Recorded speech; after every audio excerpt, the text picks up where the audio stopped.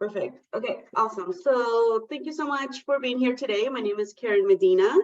As you all saw in our post, we are going to be talking about portfolios today. I have been at NAV for almost 4 years. We're a fintech company, and I started recruiting for UX when I started NAV about 4 years ago, for UX specifically. So very excited to be here to be able to help. And yeah, I've looked at I feel like I've got thrown into to UX. So I looked at feels like a million of portfolios and resumes. So I got my eye on all of those. Very, very excited and happy to be able to help as much as we can in any way possible. And yeah, it says if you do have questions, let's wait till the end so we can answer those questions. And if you also just want to put it on the comment box, just add it there and then we can answer them towards the end. So then, yeah, welcome all. I'll have G introduce herself and then we'll kind of do a back and forth situation. And yeah, welcome all. Very happy you all are here. Yeah, thanks, Karen. Yeah, I'm super excited. Honestly, if you have one person joining, we're excited about that. So this is great. So a little introduction about myself. So I took up a Springboard Bootcamp for UX about 2 years ago, and I graduated around May, and I landed my first role, which is this job, roughly 3 months afterwards. And so ever since then, I've been helping other junior designers kind of land their first role. And actually, Karen is the one that approached me and said, hey, let's do something together to help everyone out. And I thought this was great because it kind of gives a really unique perspective from someone who's just been a recent bootcamp graduate and the recruiter that reached out to me first and then hired me. So I think this would be super helpful. And I hope that everyone really does get a lot of good quality, helpful tips from this. And so what Karen was mentioning, we are going to be talking about portfolio, but not the case study. We're going to have an entire session, probably like several sessions just for the case studies. But the reason why we wanted to split it apart is because usually everything else, so like the home page, the profile page, contacts, or whatever other page they are, it usually gets overshadowed by the case study, but it's just as important because that is the first impression. So we need to make it good enough for that the recruiters or any hiring managers want to even click on our case study. So that's the whole point of this. I'm going to go over 3 things, and these are the most, I guess, frequently asked questions that I get. And I wanted to address this, and hopefully it is very helpful. So it's the first one. I wanted to talk about platform. So I get a question a lot, like which platform, what's better, what's the best? There really is no wrong and right, but I only have one rule that I went by was I want to make it as easy as possible for the recruiter and the hiring managers to navigate, right? So that already excludes out PDF or any platforms where it doesn't let you create separate pages or links, or it makes it hard for them to go back and forth. So anything like that, definitely avoid, because again, we want to make it easy. We don't want to make it difficult to find out how great you are. That's kind of counterproductive, right? So I wanted to talk about this different type of portfolio platforms, and I broke it down between 3 levels. So there's the beginner, the mid, and the hard mode. So the beginner is has like platforms like UX Folio, Carbon-Made, Adobe Portfolio, and there's like a million others. And every single one of these levels have a pros and cons, and nothing is right or wrong. It really depends what's the best fit for you. So the pros for these is that 1, it's very easy to learn, very minimal learning curve. Most of them actually, the standard now is that they all have templates that you can just pull from, drag and drop, and you just input your copy, you input your images, and that's pretty much done. Another pros is that a lot of these also are free. There's like the free version and then there's the paid version.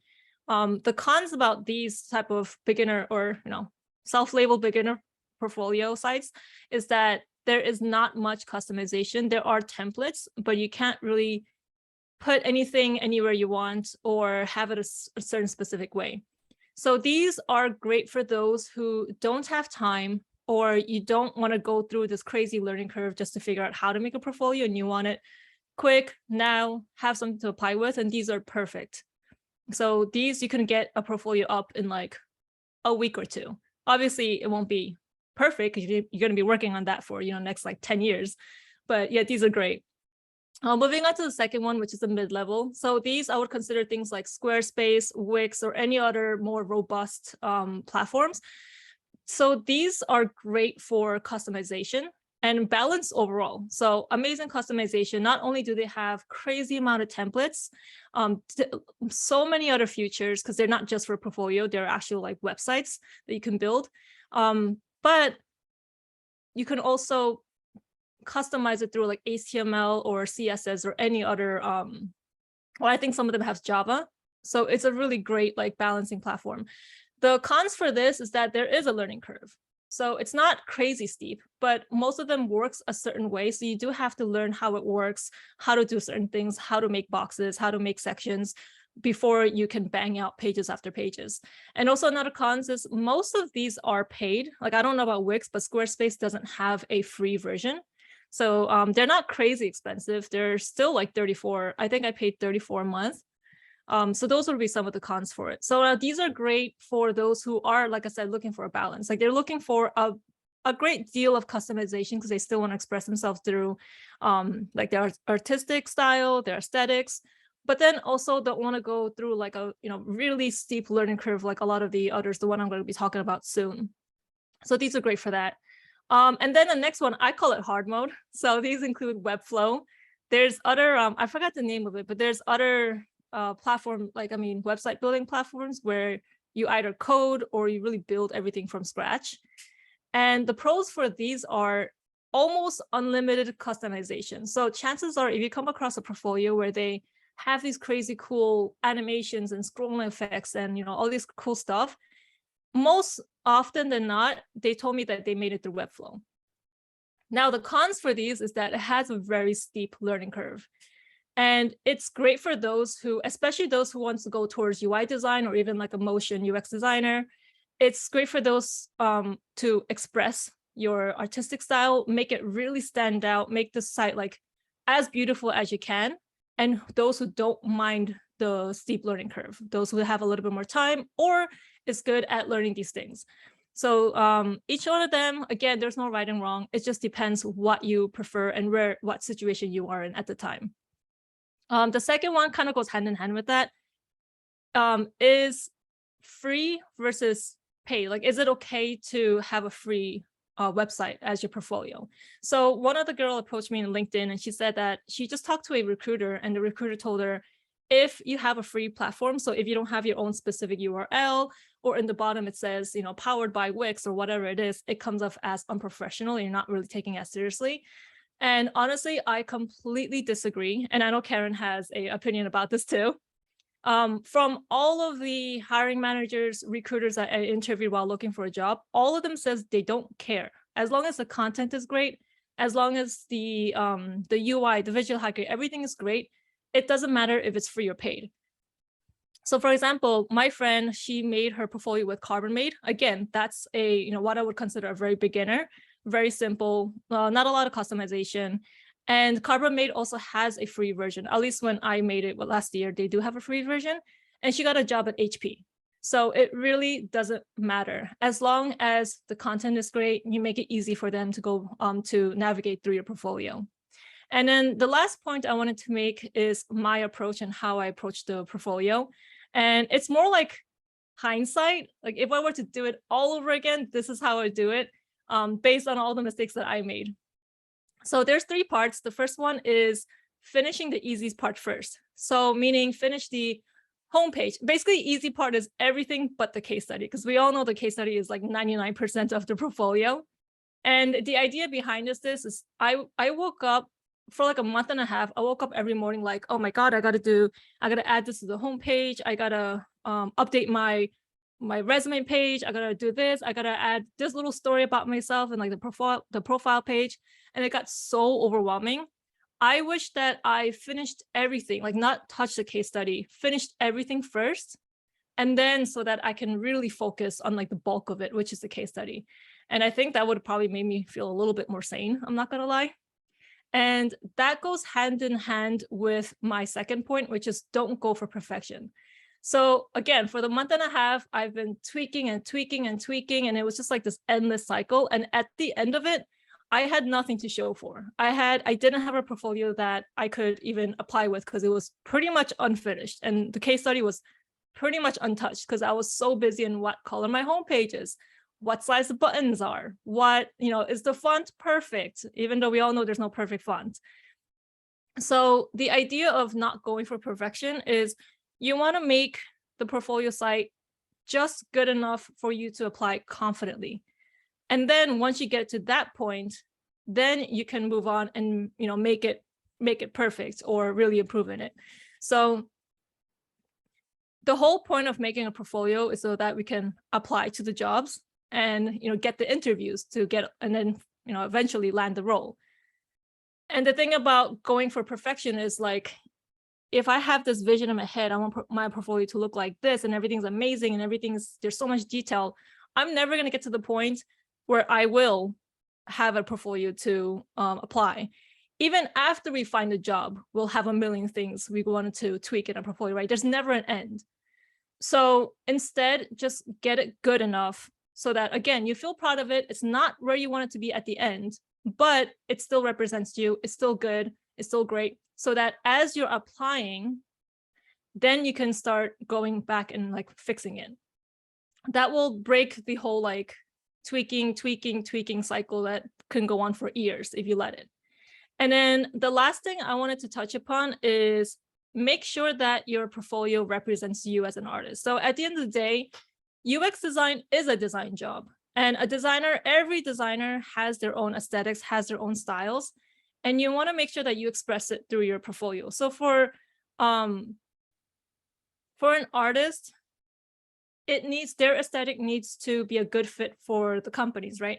So if you're someone who is your style is more wild and fun and colorful and organic, and you like a lot of, circular shapes. And if the company is more minimalistic, structured, very minimal in the color palette, so a lot of grays, a lot of like unsaturated hues, then you guys are not a good fit for each other. And the idea is not to please everyone, right? Because for us as an artist, we want to look for companies that also fit our aesthetic. It's not just how we fit them, it's how they fit us. And if you are this fun, wild person, designing for a company that's minimal and like boring is quite dreadful. So you always want to be looking for a company that fits your aesthetic.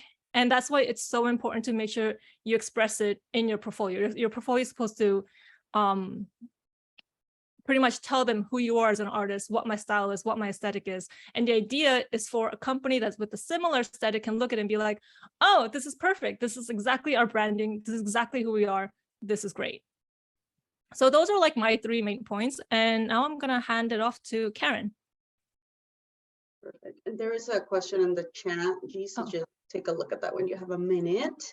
Okay. Yeah, I'm like, also, I feel like you stole some of my points at the end. So I'm like, okay. A lot of the information that we're going to share is pretty much the same. I mean, obviously, right? Like I hired her. So a lot of her points are the same ways that I view different information. And I wanted to start really quick with the pay versus non-paid. And I do believe that is a preference because I would have not even known, like if you paid $10, if you paid $1,000, I would not know. Because what I'm looking for is your story, right? And what I'm looking for is like, who are you as a designer, and does your design style match ours? So if there's a company that you love, I would highly encourage you to go look at their website and look at that design, because most likely, like you can see like, okay, maybe I do match their design, or maybe I don't, because like I said, I've seen a lot of portfolios, and then there's some that I'm like, oh, they have like a video game UX design portfolio, which is super awesome, but maybe it's not super awesome for us that we're a fintech company that our aesthetic is very clean, right? So highly encourage you on that. The only thing I would say that I don't know why, I just cannot. I try to love a PDF. I cannot, because it is very hard for me to help you as an awesome UX designer, to help you get through the hiring manager with a PDF. So if you can do anything but a PDF, I would highly encourage you to try and do so, because that's going to get you a foot closer in front of the hiring manager at least. And then I do have a portfolio I want to show all of you, so we can just look through it together. This is actually from one of my other UX designers that I did hire. And her background is in, and I always forget, like I can never pronounce this word, so I apologize, even though I practice it, architecture design. So that's kind of where her background came in. So it's really cool just to see how she transformed that work into, you know, this UX now different design work. So I am a sucker for storyteller when it comes to different design stories. So if you ever want to practice, let me know, because I'm happy to help you in that. Okay, so everybody can see my page. You can see it says Tiani. Okay, awesome. Okay, so Tiani, her front page, like I mentioned before, right? Like our NAV website is very clean, very polished. So that's what I'm looking for. I'm looking for somebody that it's already going to have that design style, because I think we, like me as a recruiter, right? We can always teach you about our company. We can teach you how we grow. We can teach you how we make money, but it's going to be really hard to teach you how to be a different designer, right? If we don't match from the beginning, because like G said, you already have your design style. You already know who you are as a designer, right? So that's what I'm looking for in the beginning. So look at here, looks super, super clean. I love clean aesthetic because that's what I'm hiring for. She has about 1, 2, 3, 4, 5, and I think that is my max, because sometimes we do have a lot of applicants, so I don't have time to read through this. So when you do hear people that are like, oh, they have 30 seconds, that includes the portfolio and the resume. So you don't have to have it all. I'm like so tempted to click on the cases because I love talking about the cases, but I'll back up a little. I'll do this one and then we'll talk about the cases. But really, really important, right? This is super clean. It tells me what it is, like a little sentence. I'm like, okay, awesome.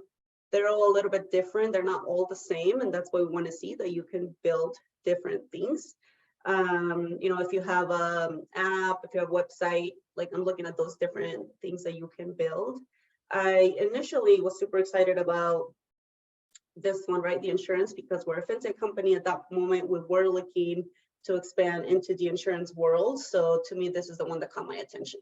So then if you are going and applying for a company and you're like, oh, maybe they do video games, and you're like, oh, I've done this video game app or whatever you want, that's a really good one to have, right? Because you already know that the website, you're like, okay, this is what they're doing, and this is kind of where they're heading. I'm going to add A, B, and C.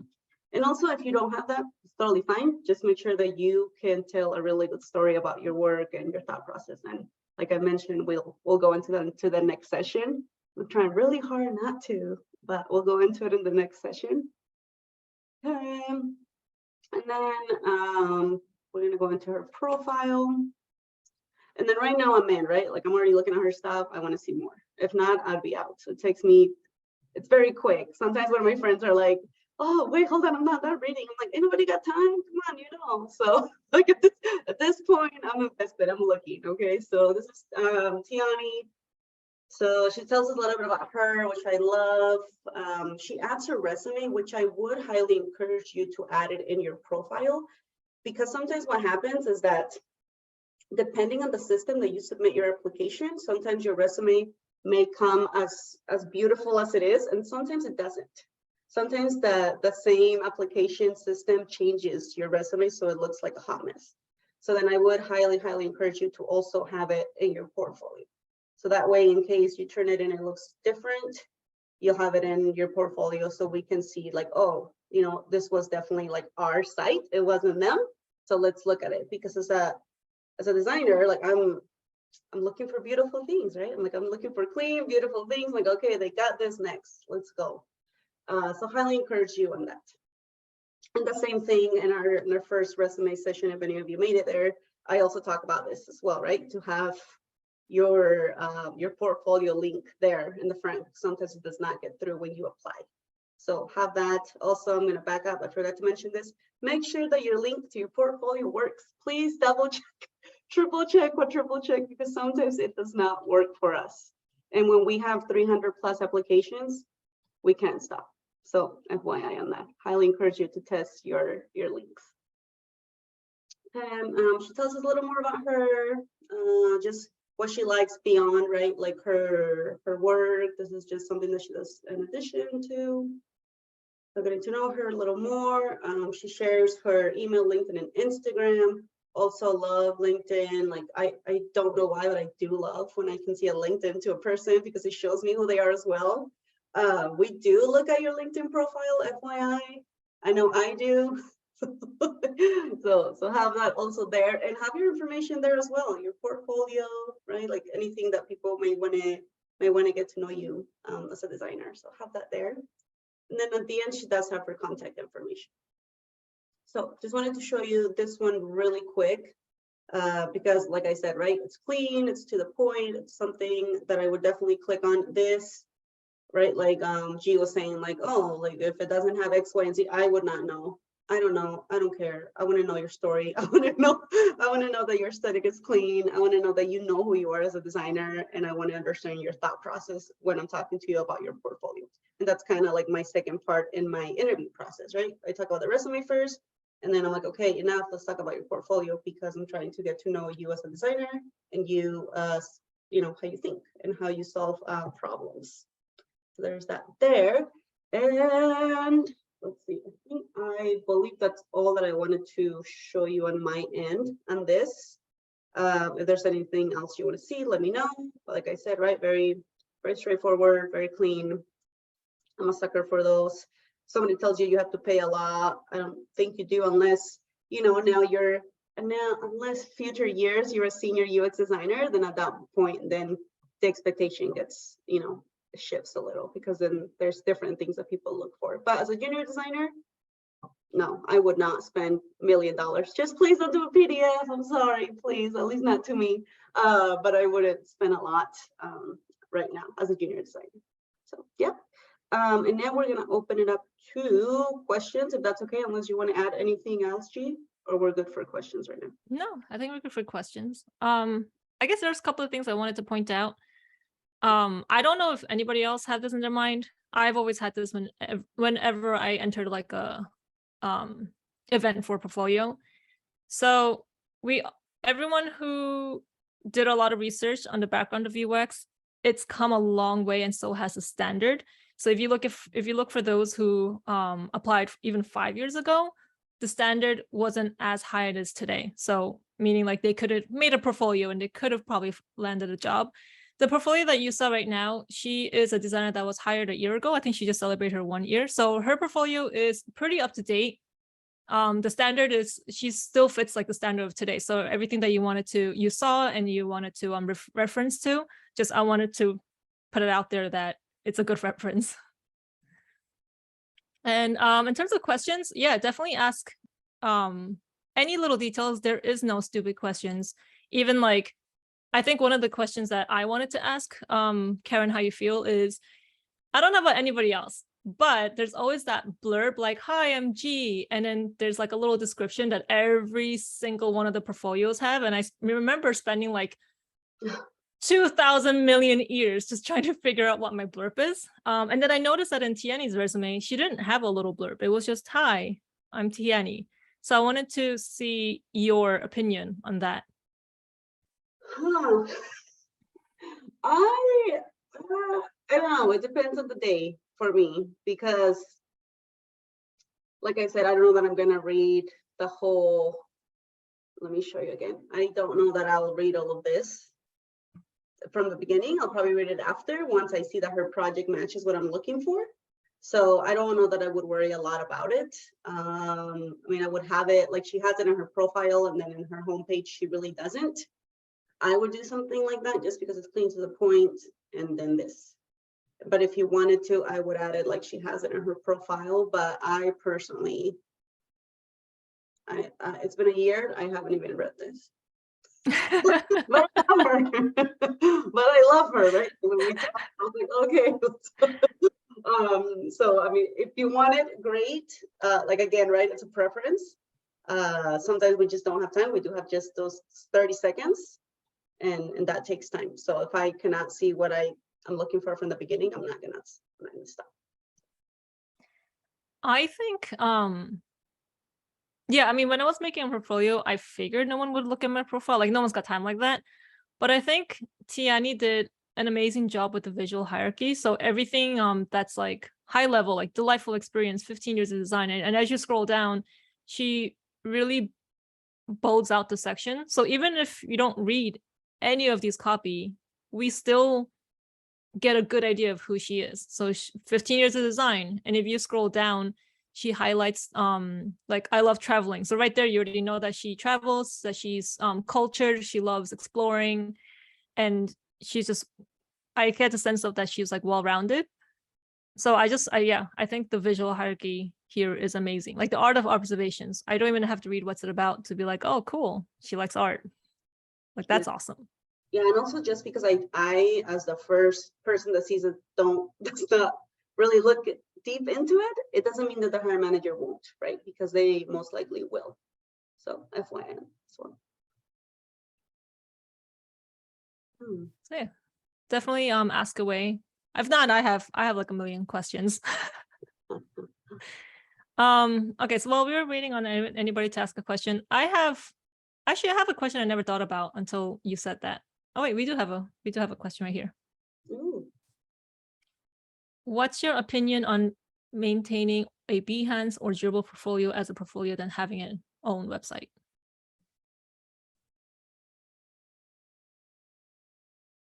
I'm sure that's for you, Jean.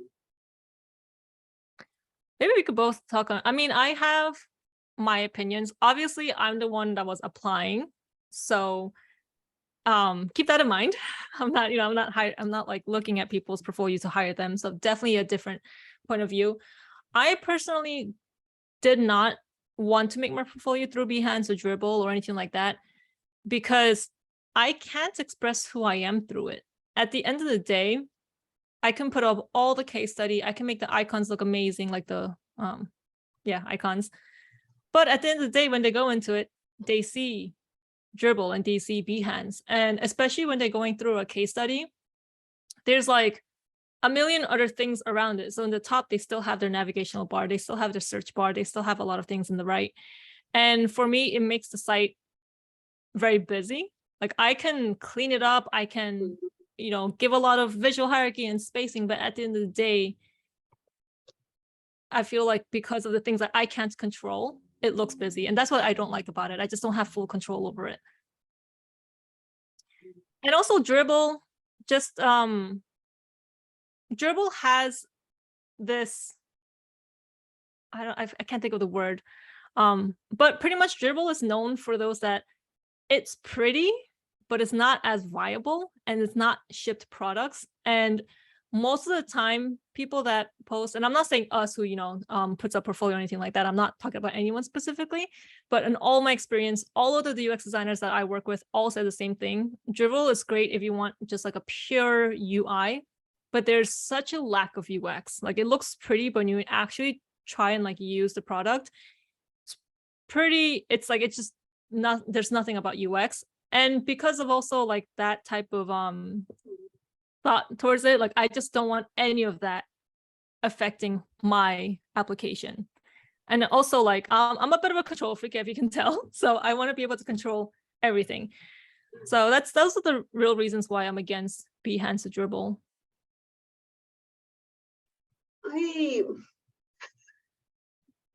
I don't mind so much about Dribbble. With Behance, I have to ask for more. So I have to be like, is there anything else that you have besides this? Because I know you have something else and this just looks messy to me.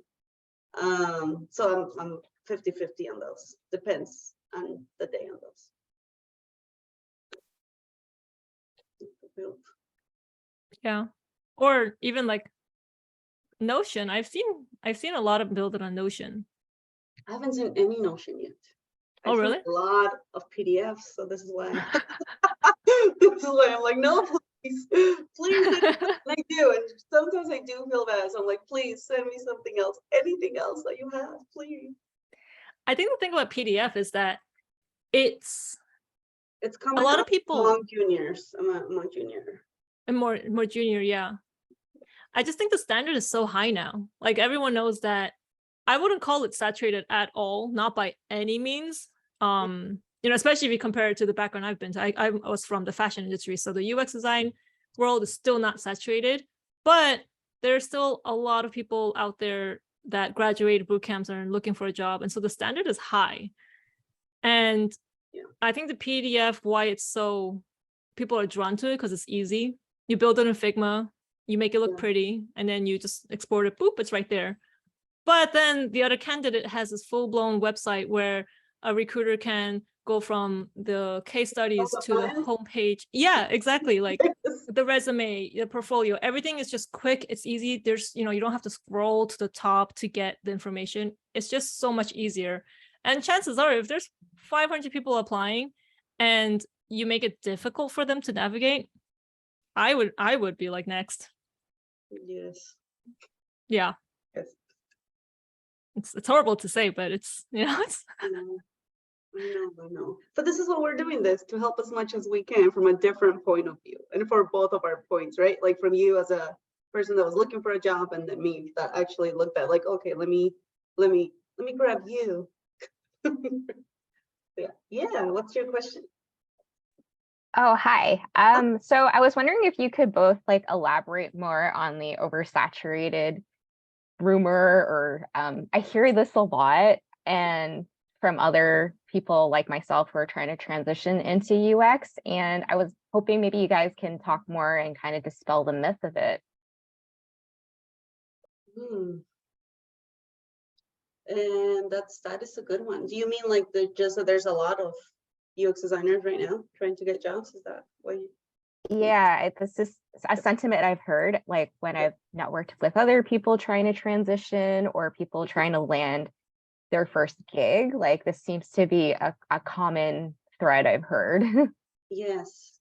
So I have seen a lot more lately. So when I compare when I started, that there was not a lot of people maybe applying to now, I probably get triple time of people applying for UX. So I do think it's like there's a lot of UX designers. But what I would say that the people that have been the most successful in getting to the next level, at least to the second round of interviews, is even starting with doing that, the freelance work, right? Or volunteering to show that you have some UX work. That's what I've seen worked for, especially for the people that I move forward. I'm like, hey, G, right? She just came out of boot camp, but she was like, I did this and this and this. And I was like, okay. She was able to tell me her story.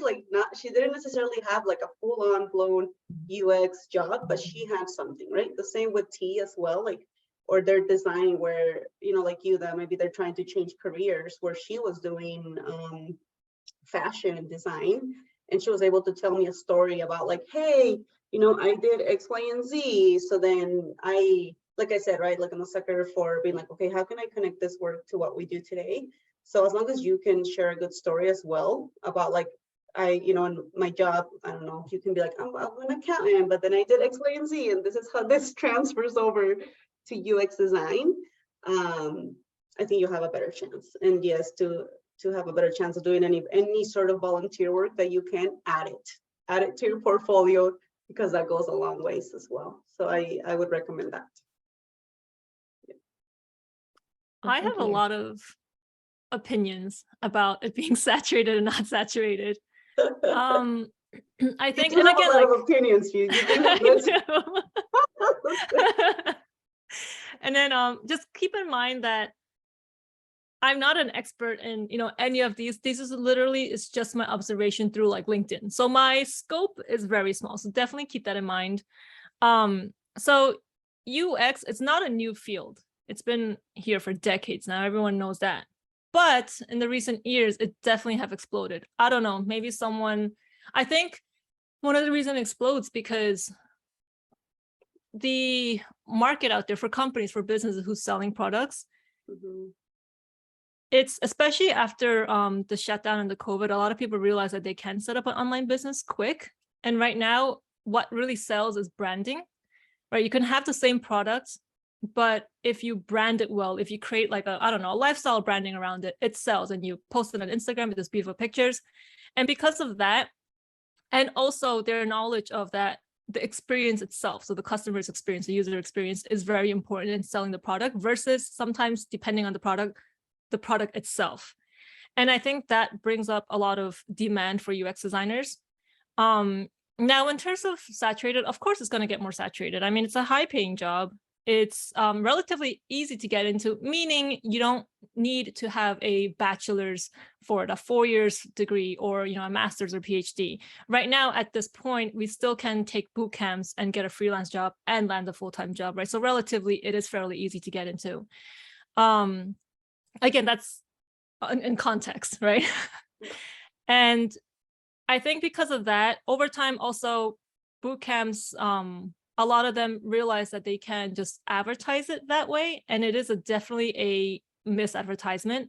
It's difficult. I mean, it's easy compared to other industry, but it is still difficult on its own. But it's somehow being advertised as, oh, you don't need any experience. You don't need any background. You don't got to do shit, pretty much. And all you got to do is take this boot camp and ta-da, you're guaranteed a job. And because of that, a lot of people also believe it and they get into it. And also, a lot of them are not necessarily in it for the design job. Because when a bootcamp, when UX design is advertised, they don't advertise the design part of it. They don't advertise that it is a design job. They don't advertise that you have to be an artist to be a good UX designer, right? You have to be an artist, a well-rounded artist, because now it's about problem solving and critical thinking. But at the end of the day, we are still designing a product. And I think that's the part that doesn't get advertised well.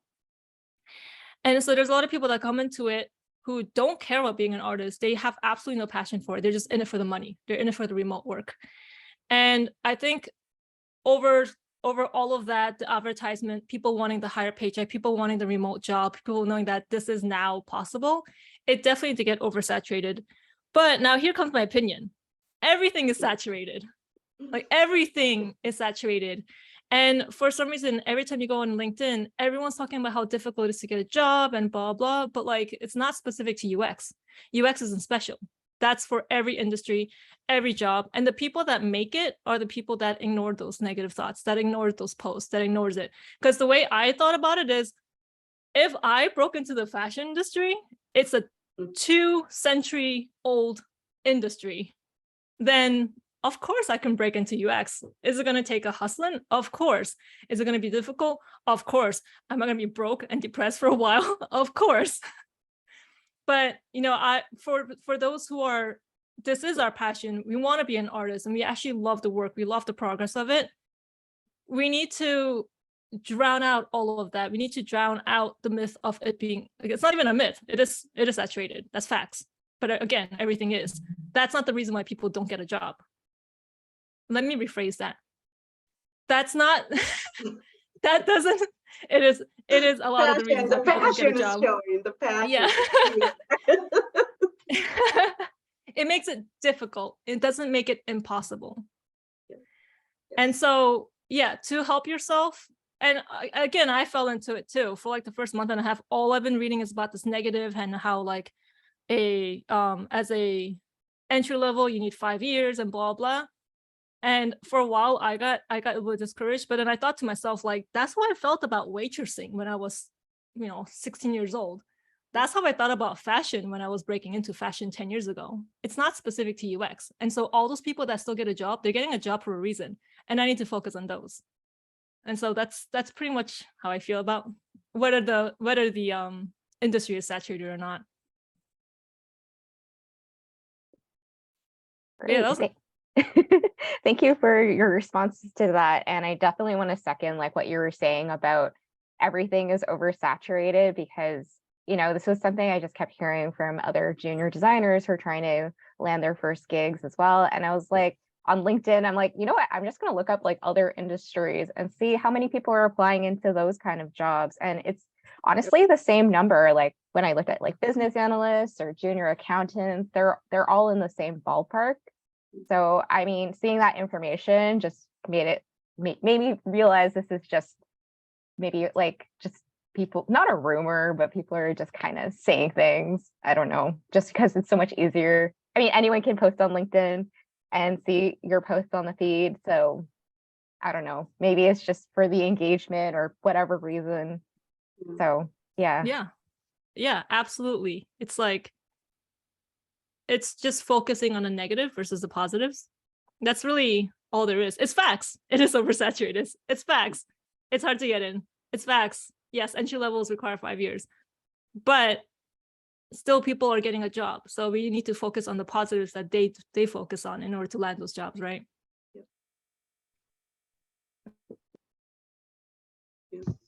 I have a Mhm. question.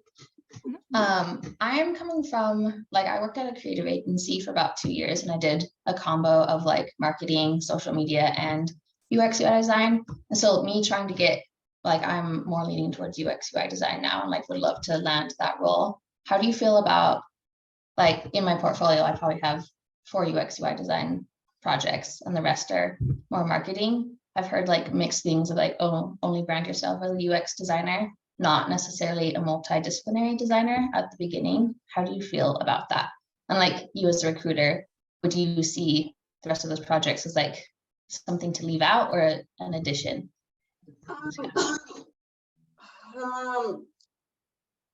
Like I said, I'm a sucker. I'm a sucker for anybody that shows me what other design creative they've done.